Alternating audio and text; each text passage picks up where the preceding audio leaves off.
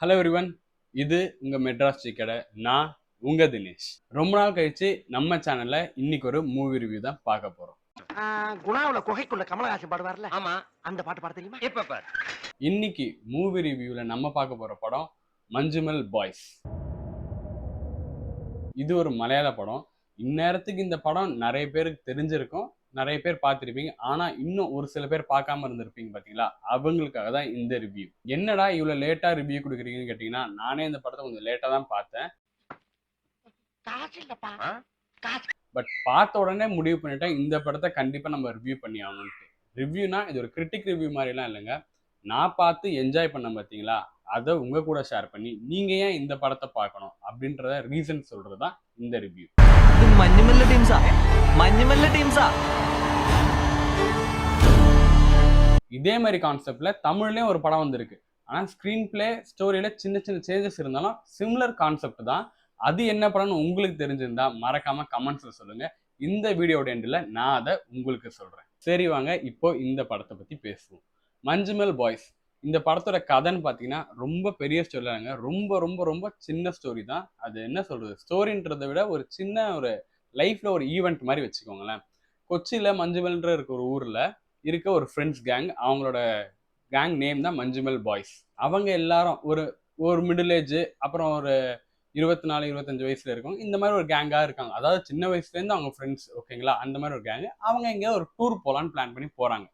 அந்த டூர் போகும்போது ஒரு சம்பவம் நடக்குது. அந்த சம்பவத்துல இருந்து இவங்க எப்படி மீண்டு வெளியே வராங்க அப்படின்றதான் இந்த படத்தோட கதை. டூர் ஃபிக்ஸ் ஆக்கலாம். கொடைக்கானல்.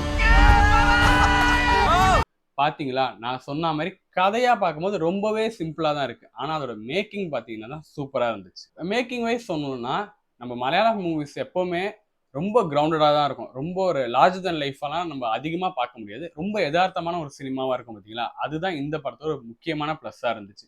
ஏன்னா யாருமே நடிச்ச மாதிரி தெரியல. ஒரு ஃப்ரெண்ட்ஸ் கேங்கோட டூர் போனா எப்படி இருக்குமோ அப்படிதான் இந்த படம் நம்மளுக்கு எல்லா இடத்துலயுமே இருந்துச்சு. பிடிச்சே நீங்க நினைக்கிற மாதிரி இடம் இல்லப்பா இது. இந்த படத்தோட ஒரு முக்கியமான பிளஸ் எதுன்னு என்ன கேட்டீங்கன்னா, என்ன பொறுத்த வரைக்கும் இந்த படத்தோட முக்கியமான பிளஸ்ன்றது பேஸ்ட் ஆன ட்ரூ ஈவெண்ட்ஸ்.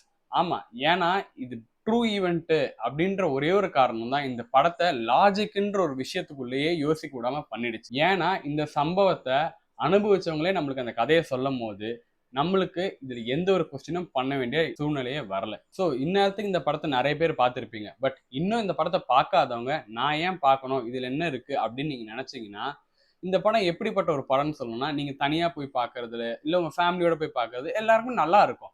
ஆனா இந்த படத்தோட ஒரு அல்டிமேட் எக்ஸ்பீரியன்ஸ் உங்களுக்கு வேணும்னு நீங்க நினைச்சீங்கன்னு வச்சுக்கோங்களேன், உங்களோட ஃப்ரெண்ட்ஸ் கேங்குன்னு இருப்பாங்க பார்த்தீங்களா, இப்போவுமே ஒரு சில பேர் டச்ல இருப்பீங்க, இல்ல ஒரு சில பேர் கொஞ்சம் எப்பயாவது ஃபோன் பேசி மீட் பண்ற மாதிரி இருப்பாங்க. அந்த ஃப்ரெண்ட்ஸ் கேங்க ஒரு கால் பண்ணி ஒரு மீட்டிங் மாதிரி போடுங்க. நீங்க எல்லாரும் மீட் பண்ற இடம் இந்த படமா இருக்கட்டும். இந்த படத்தை நீங்க எல்லாரும் போய் பார்க்கும்போது உங்களோட கண்டிப்பா நம்ம எல்லாருமே லைஃப்ல இந்த மாதிரி ஒரு ட்ரிப் பிளான் பண்ணியிருப்போம், ஒரு ட்ரிப் போயிருப்போம். அது எல்லாமே நம்ம பேசி சிரிச்சு என்ஜாய் பண்ற ஒரு எக்ஸ்பீரியன்ஸ் தான் இந்த படம் உங்களுக்கு மாத்தும். அதுதான் இந்த படத்தோட மிகப்பெரிய சக்சஸ். சரி வாங்க இப்போ இந்த படத்தோட டெக்னிக்கல் ஆஸ்பெக்ட்ஸ் பத்தி பார்க்கலாம். டெக்னிக்கல் ஆஸ்பெக்ட்ஸ்ல நான் ஃபர்ஸ்ட் சொல்ல விரும்புறது சினிமாட்டோகிராஃபி. சினிமாட்டோகிராஃபி உண்மையாலே ஒரு out of the world work தான் இந்த படத்தை பொறுத்த வரைக்கும். ஏன்னா அந்த கொடைக்கானல் ஷாட்ஸா இருக்கட்டும், அந்த குணா கேவ் ஷாட்ஸா இருக்கட்டும், ஒரு சில சீன்ஸ்லாம் வந்து க்ளோஸ்ட் என்வரான்மெண்ட்ல செட் போட்டு பண்ணியிருக்காங்க தான் நினைக்கிறோம். அது எல்லாமே ரொம்பவுமே சூப்பரா இருந்தது. எந்த ஒரு இடத்துலயுமே நம்மளுக்கு அந்த கனெக்ஷன் மிஸ் ஆகாம நம்மளை எங்கேஜாகவே வச்சிருந்து அது ஒரு பெரிய பிளஸ். அதுக்கு அடுத்து சொல்லணும்னா, இதுதான் இந்த படத்துல ரொம்பவும் முக்கியமான விஷயம், ரைட்டிங். ஏன்னா நான் சொன்ன மாதிரி பிளாட் பார்த்தீங்கன்னா ரொம்பவுமே சிம்பிளான ஒரு பிளாட் தான். பட் இது ரியல் லைஃப்ல நடந்தனால அதான் அந்த டேரக்டரோட இன்டர்வியூலே சொல்லியிருப்பாரு, இது வந்து கொச்சியில வந்து ஒரு அர்பன் லெஜெண்டாவே இருக்கு, அந்த மாதிரி ஒரு கதை தான் இது. ஸோ அது வந்து கண்டிப்பா ஒரு சினிமா மெட்டீரியல்னு எனக்கு தோணுச்சு, அதனால தான் நான் எடுத்தேன்னு சொன்னார். சேம் அதே தான், இந்த பிளாட் சின்னதா இருந்தாலுமே அதுல நடந்த விஷயம் கொஞ்சம் எக்ஸ்ட்ராடனரியா தான் இருக்கும். அதை இவங்க சூப்பரா ரைட் பண்ணி செகண்ட் ஹாஃப் நம்மளுக்கு எந்த ஒரு இடத்துலயுமே போர் அடிக்காம நல்ல எங்கேஜிங்கா எடுத்துட்டு போயிருந்தாங்க. இதுக்கு முக்கியமான காரணம் ரைட்டிங் தான். ஸ்கிரீன் பிளேயும் அந்த ஸ்டோரியும் நம்மள சூப்பரா எங்கேஜிங்காவே வச்சிருந்தது அந்த விஷயத்துல. அடுத்த பிளஸ் பாயிண்ட் சொல்லணும்னா, மலையாள சினிமாவுக்கு இது சொல்லவே தேவையில்ல, எல்லாரோட ஆக்டிங். ஏன்னா யாருமே ஒரு ஆக்டரா நம்மளுக்கு தெரியல, எல்லாருமே அந்த கதாபாத்திரமா தான் நம்மளுக்கு தெரிஞ்சாங்க. அதுதான் இந்த படத்தோட பெரிய பிளஸ்ஸா இருந்தது. இந்த குட்டன்ற கேரக்டர்ல வரவரா இருக்கட்டும், இல்ல சுபாஷ்ன்ற கேரக்டர்ல வரவரா இருக்கட்டும், இல்ல இன்னும் நிறைய பேர் இருக்கிறாங்க. இவங்க எல்லாருமே ஒரு ஃப்ரெண்ட் கேங்ல இருக்கிற ஒரு கேரக்டர் மாதிரி தான் இருப்பாங்க. எங்களுக்கே படம் பார்க்கும்போது இது இவன மாதிரி இருக்கான், இது அவன மாதிரி இருக்கான், அப்படிதான் ரிலேட் பண்ணிக்க முடிஞ்சே தவிர்த்து இவங்க எல்லாம் ஒரு ஆக்டர் அப்படின்ற மாதிரிலாம் நாங்க பார்க்க முடியல. ஏன்னா அவ்வளவு சூப்பரா அவங்க பர்ஃபார்மன்ஸ் இருந்தது. ஸோ உங்க ஃப்ரெண்ட்ஸ் கூட ஒரு மீட்டப் பண்ணணும்னு ரொம்ப நாளா ஏதாவது ஒரு பிளான் வச்சிருக்கீங்களா? ரொம்ப நேரம் டைம் கிடைக்கலையா? ஒரு 3 மணி நேரம் டைம் இல்ல, ஒரு 2 மணி நேரம் டைம் இருந்தா கூட போதும். இந்த படத்தை நீங்க உங்க ஃப்ரெண்ட்ஸோட போய் பயங்கரமா என்ஜாய் பண்ணிட்டு வரலாம். ஸோ இந்த வீக்கெண்ட் மறக்காம உங்க ஃப்ரெண்ட்ஸை கூட்டிட்டு இந்த படத்துக்கு போய் என்ஜாய் பண்ணிட்டு வாங்க. ஆமா, நான் கடைசியா உங்களுக்கு ஒரு படம் பத்தி சொல்றேன்னு சொன்னேன். நம்ம தமிழ்ல இதே கான்செப்ட்ல வந்திருக்குன்ட்டு.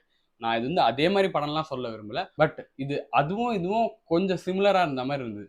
அது என்ன படம்னா, நம்ம விஜய் சேதுபதி நடிச்ச நடுவுல கொஞ்சம் பக்கத்தை காணும். அந்த படம் தான் எனக்கு தோணுச்சு. அது ஏன்னு உங்களுக்கு தெரிஞ்சதுன்னா மறக்காம அதையும் கமெண்ட்ஸ்ல சொல்லுங்க. ஏன் இந்த படம் ரெண்டுமே சிமிலரா இருக்குன்னு நான் சொல்றேன்னா, இதுலயும் ஒரு ஃப்ரெண்ட்ஸ் கேங், அதுலயும் ஒரு ஃப்ரெண்ட்ஸ் கேங். வால்யூம் ரெண்டுத்துலயுமே டிஃப்ரெண்டா இருக்கும். ஆனா பட் ரெண்டுத்துலயுமே ஃப்ரெண்ட்ஸ் கேங் தான் இருப்பாங்க. ஒரு சம்பவம் நடக்குது. அந்த சம்பவத்தை அந்த ஃப்ரெண்ட்ஸ் கேங் எப்படி சமாளிச்சாங்க, இந்த ஃப்ரெண்ட்ஸ் கேங் எப்படி சமாளிச்சாங்கன்றதான் இந்த படத்தோட கதை.